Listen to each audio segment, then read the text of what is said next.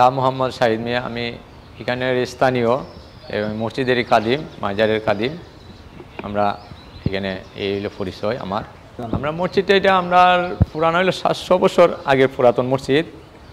আর মূল বিষয় হলো এটা আমরার কোনো মুরব্বীর আমলে কোনো লোকে বলেন দেখে নাই এটা মসজিদটা মানে তারা কোনো খাস করছেন কোনো বইলা এই হলো গাইবি বলা হয়, এই বইলে গাইবি বলা হয়।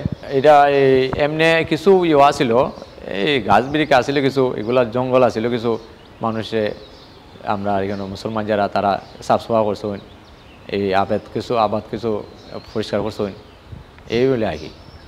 আর যেভাবে আসলে ঠিক আছে, আগে আসলে গুমজ ওই এরশাদের আমলে এটা কিছু যেভাবে আসলে এইভাবেই আবার পুরা মানে কিছু রিফাইন করা হয়েছে, খাস করা হয়েছে এইলো।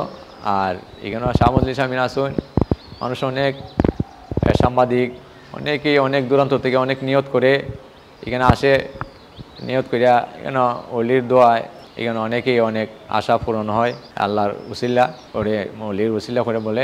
আর এখানে স্থান বিভিন্ন জায়গা নিয়ে অনেক জায়গা নিয়ে কবরস্থান আছে, আমরা উসাইলেরই খবর দেওয়া হয় প্রচুর জায়গা নিয়ে এখানে। এবং এটার পাশে একটা দিঘা ছিল, দিঘিটারে এই বিশাল বড় দিঘা ছিল, এই দিঘিটারে অনেকে এলাকার মানুষে দিঘিটারে আস্তে আস্তে মানে নষ্ট করে দিয়েছে।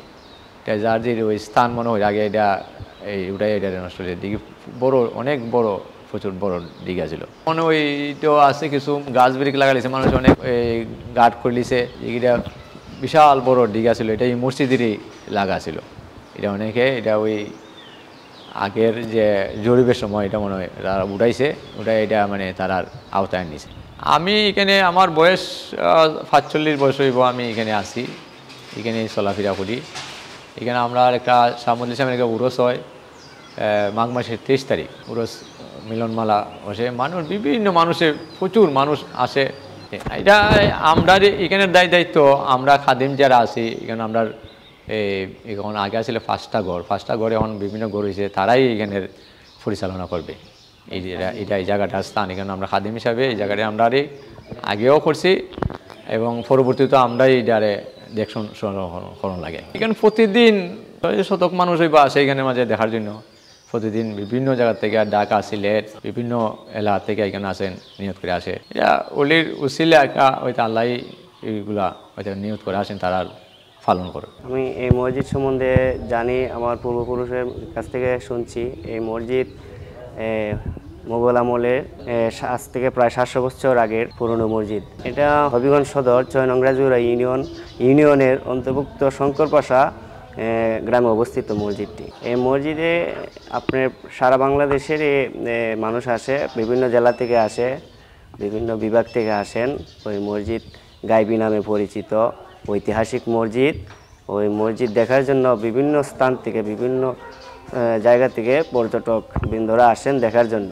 এটা বাৎসরিক একটা উরুস হয়। মসজিদের পাশে শায়িত আছেন হযরত শাহজালাল শাহপরান রহমতুল্লাহ আলাইয়ের সফরসঙ্গী হযরত শাহমুদুল ইসলাম রহমতুল্লাহ আলাই। ওনার একটা বাৎসরিক মিলন মেলা হয়, ওই বাৎসরিক মিলন মেলার সময়ে মানুষ বেশি আসেন।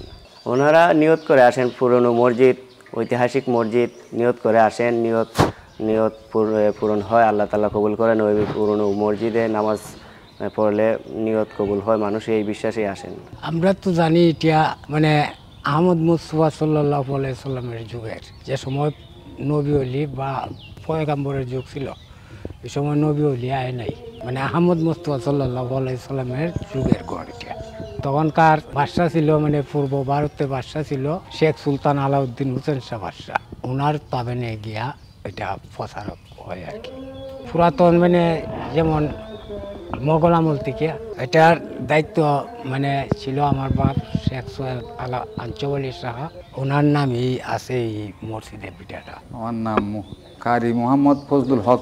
এই মসজিদের মধ্যে 44 বছর চলছে। ইতিহাসের বলতে এরশাদ সাহেবের সময় যে সরকারি যে কাজ করাইছিল ওই সময় আর ইয়ে করছে যে বাদশাহ আলাউদ্দিন হোসেন স্যার আমলের মসজিদ। গাইবি এমনি গাইবি বলে ঠিক আছে, তবে গাইবি তো কোনো জিনিস হইতে পারে না একমাত্র আল্লাহ ছাড়া, আল্লাহর গরু তুই খাইবি না। তবে এটা কোন সময় করছে না করছে এটা ওইটার ইতিহাসটা পাওয়া যায় না। যে দেশের 135-40 বছর বয়সও মারা গেছে, উনিও কইছে না যে আমার বাপে হয়ে গেছে এইটা এমনি এমনি করা হয়েছে। বা উনি যদি ওনার বাপ যদি ওনার দাদার কাছ থেকে শুনতো তো হয়ে গেল যে এইভাবে আমরা মসজিদটা ইয়ে করছি। তো এটার ইয়ে নাই, এই ধরনের কোনো হদিস নাই। তো আমরা হয়েছে যে এরশাদ সাহেবের সময় এরাও করছে যে বাদশাহ আলাউদ্দিন হোসেন শাহ আমলের আর একজন হযরত শাহজালাল মুজাররদি এমনের সফর সঙ্গে আছে একজন হযরত আহমদ ইসলাম রহমতুল্লাহ আলাইহি। তো আমরা এটার মধ্যে ওই আছে যে হয়তো আল্লাহর ওলিরা যখন এটা করছে জিন জাতিরও করতে পারে, মানুষও করতে পারে, ওই ধরনের একটা ইয়ে আছে আর কি যে গাইবি বাইবি দেখার না দেখার কারণে। তো মসজিদটা তো আল্লাহর ঘর, কারণ আল্লাহর ঘরের মাঝে আল্লাহর সেজদা করতে হয়, তখন ওই তার আর মনের একটা ভাব নিয়ে আসে এই মসজিদে যাই ওই মসজিদটা পুরাতন বা গাইবি মসজিদ কয় এখানে গেলে আল্লাহ আশা পূরণ করতে যায়, পূরণ করে তো আশা পূরণ করলে আল্লাহ আসে এখানে নামাজ পড়ে, নামাজ পড়ে আল্লাহর কাছে দোয়া করে, খাই খান্দাখাটি করে, এই আর কি।